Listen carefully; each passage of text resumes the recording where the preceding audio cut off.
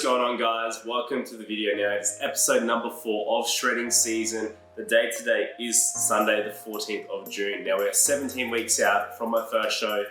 However, today is a rest day. So I'm doing things a little bit different today. What I wanted to do was basically bring you guys my top 3 mistakes that I have made since I started lifting. Now the reason I want to bring this one is hopefully you guys can learn from my mistakes. I tell you what, trust me when I say I've made tons and tons of mistakes. And I'm sure you have too, that is totally fine. But the purpose of this is basically just to give you guys a bit of an insight as to what I've made and hopefully save you guys time in the process so you don't make the same mistakes that I did, okay?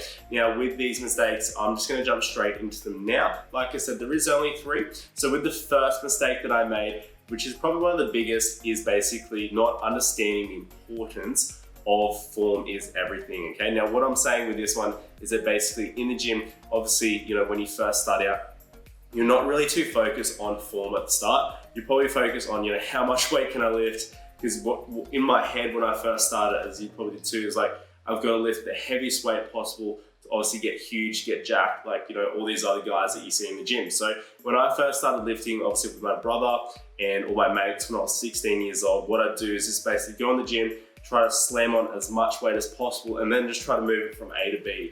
Obviously, gonna let you guys know that included a lot of jerking. You know, I was using other muscle groups to basically get that weight from A to B. But looking back onto that in hindsight, that is probably the worst thing that you can do, okay? Because obviously it's gonna increase the risk of injury. And when you're looking at a perspective of trying to build muscle or even strength, it's probably the worst approach just because you're not really engaging the muscle, okay? You're not really, you know, stretching or contracting the muscle. You're more so just freaking, I don't even know what I was pulling the weight as hard as I could or pushing it, bouncing it, all this stuff. So if I could turn back time, what I would do differently is basically focus on my setup to begin with. So just throw out my ego, leave that at the door and just focus on correctly executing the exercise, okay? So this can be on all your exercise, whether it's a compound movement or an isolation movement, okay? It's important that you can really focus on having a proper setup. You're feeling the right muscles working, so you know how to effectively engage them. And then after that, you obviously can progress. And by doing that, you're gonna be able to stimulate the muscle a lot better, see a lot more growth in a shorter amount of time, okay? So one thing I'd say for mistake number 1, which I don't want you guys doing, is focus on form. And then after that, obviously your strength will build up over time as well, because you'll probably find you've optimized this setup and it's gonna probably be easier to progress rather than having crap form and, you know, trying to progress from there, because you're probably gonna end up hurting yourself, okay? So mistake number 2 that I made is basically not following a structured training program, okay? Now with this, I'm not saying that you need to go spend your whole savings on some crazy, you know, cookie cutter program or go, you know, get a PT and pay them as much money to give you a training program. But what I am saying is that, you know, having something to follow is definitely gonna fast track your results, okay? Now, when I first started lifting, what I would do is basically on a Monday, I train with my brother. Now, what would we train? Probably train arms, you know, push or probably chest. And then, you know, I train on Tuesday with my mates. Now, what will my mates be training? They're probably having gone to the gym all week. They'll probably be training biceps and chest again. So, you know, you'd be finding that yourself training, you know, upper body 3 times. You'd probably neglect your back. You'd probably hit 1 back session and maybe 1 leg session. And then the following week, it might be in reverse. So I didn't really have any consistency going with that as well. Also, in terms of exercises, I'd just be smashing out as many exercises as I could. So when I first started training, I was there for 3 hours. You know, up to 3 to 4 hours, just trying to do as many exercises as possible. And with that as well, I wouldn't really pick a weight. I'd kind of like pyramid, like I do like a little light set, you know, 20 kilos, and then I'd bump it up to 40, and then I'd do a top set, and then I'd do a drop set, and there was just no structure, okay? Now, if you do have the goal of whether, even if it's for aesthetics or even it's for strength, it's important that you are, you know, applying the principle of progressive overload. Now with progressive overload, just to simplify that, it is increasing training volume over time. So training volume is made up of reps times sets times weight, okay? Now, even if you're first starting out, like I said in the last point, form is everything, okay? So even if you start up super light and you just slowly build this up over time, that's still gonna elicit some, you know, muscular growth for you just because you are a newbie. So obviously newbie gains is a thing. So obviously with that new stimulus, your body's going to grow, obviously, you know, from that weight training, okay? So breaking down the muscle and then doing that over and over again. So what I'd say, an easy way you can do it is, say for example, you start on squats. Your first session, you know, you write it down on your notes or in a notepad, you did 60 kilos on squats and you had 30 total reps, okay? So you did 3 sets of 10. So then the following week, when you go back to do squats, you can either use the same weight and go for 31 total reps, so go maybe a set 11, a set of 10, a set of 10, and then the following week, keep doing that, adding a rep on each week, or what you can do at the same time as well is bump up the weight. So do 65 kilos, but you're doing that for a total of 30 reps. So you write that down.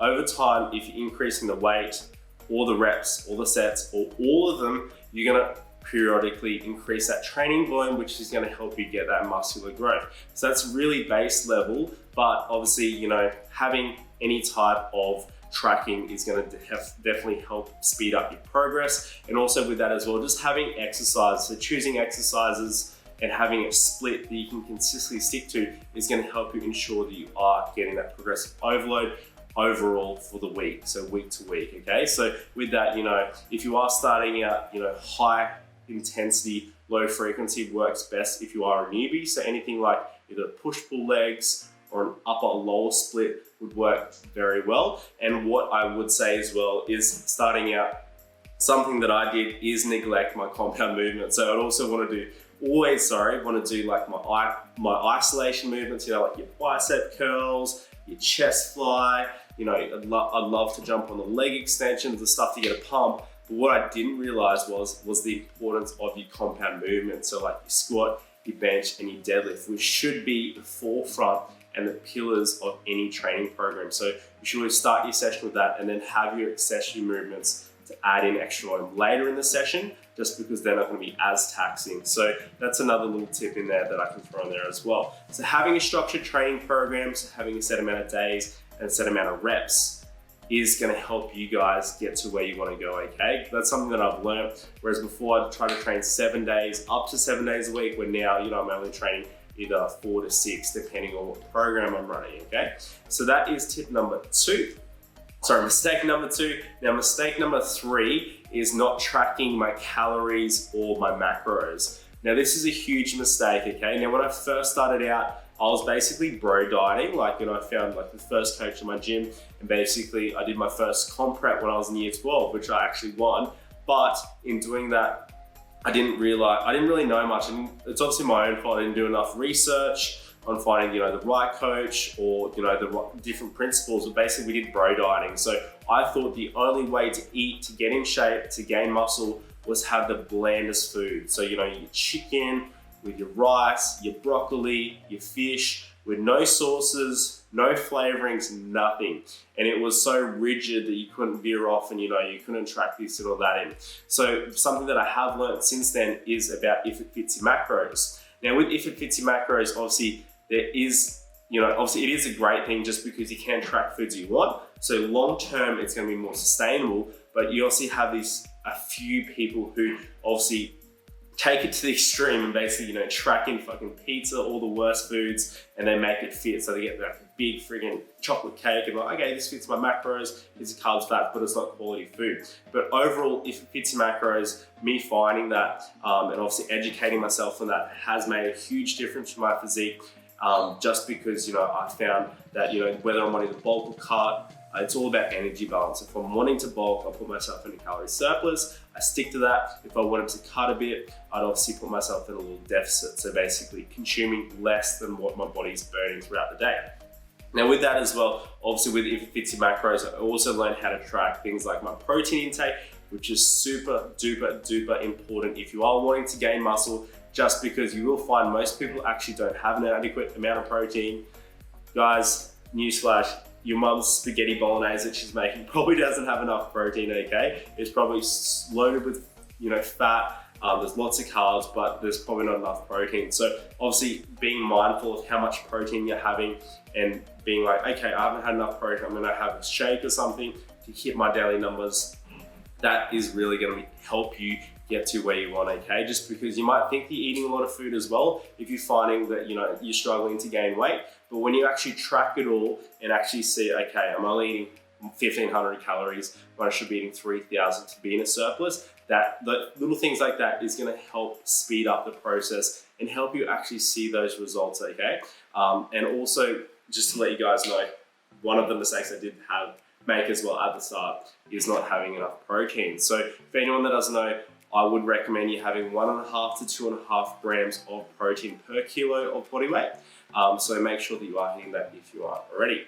So that's basically the third and final mistake that I made, okay? Now guys, if you did enjoy this video, please give the video a thumbs up, hit that subscribe button as well so you can stay up to date with the rest of the series. Otherwise, drop a comment down below if any of these mistakes did resonate with you, and if you did enjoy this style of video, please let me know. Otherwise guys, we're gonna be back in the gym next week, okay? So I'm gonna run you guys through some of my workouts, obviously going from home training to back in the gym. So I hope you have an awesome day, and I'll see you guys in the next episode.